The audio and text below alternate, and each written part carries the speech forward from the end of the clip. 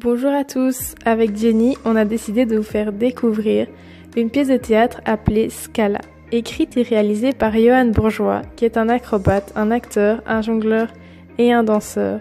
C'était donc avec impatience et grand plaisir qu'on a attendu toutes les deux d'être le 12 janvier à 19h précisément pour se retrouver dans notre magnifique théâtre à Namur afin de découvrir un art que nous, en tant que jeunes, on ne connaissait pas.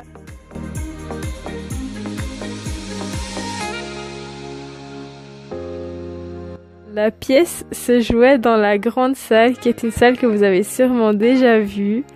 Elle est considérée comme l'une des plus belles salles d'Europe grâce à son style baroque vraiment magnifique. Et en plus, elle est assez grande parce qu'elle peut accueillir plus ou moins 800 personnes.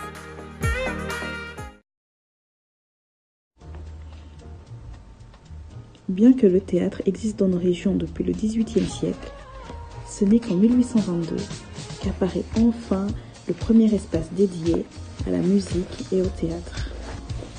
En effet, depuis la Révolution française, de nombreuses réformes vont voir le jour, portées par d'abord la Convention, puis Napoléon Bonaparte, afin de mettre en place la confiscation des biens religieux et de les mettre au service de l'État.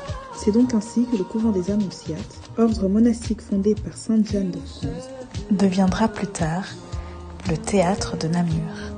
Aujourd'hui, et malgré les 3 incendies dont il a été victime, le théâtre de Namur se porte fièrement place du théâtre et offre même la possibilité de se procurer un abonnement, de quoi rendre cet art encore plus accessible à tout un chacun. Malheureusement, on n'a pas pu filmer à l'intérieur de la salle, c'était interdit, mais on a quand même réussi à trouver la bande-annonce pour que vous puissiez imaginer un peu à quoi la pièce pouvait ressembler. La bande-annonce représente vraiment bien la pièce de théâtre. On peut voir qu'il n'y a pas beaucoup de décors, la scénographie est très conceptuelle. Ça représente un peu une cuisine. Les objets bougent d'une façon assez bizarre. Les acteurs, eux, sont plus pris comme des marionnettes.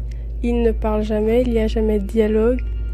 Et tout ça, ça peut nous renvoyer vers la mise en scène de Edward Gordon Gregg qui utilise l'acteur comme des surmarionnettes. Du coup, on conseille pas trop aux jeunes d'aller voir cette pièce parce qu'elle est un peu étrange et on comprend pas vraiment le sens de l'histoire, et vu qu'on n'est pas habitué à aller au théâtre souvent, c'est mieux de commencer par des choses plus interactives et où l'histoire est plus facile à comprendre.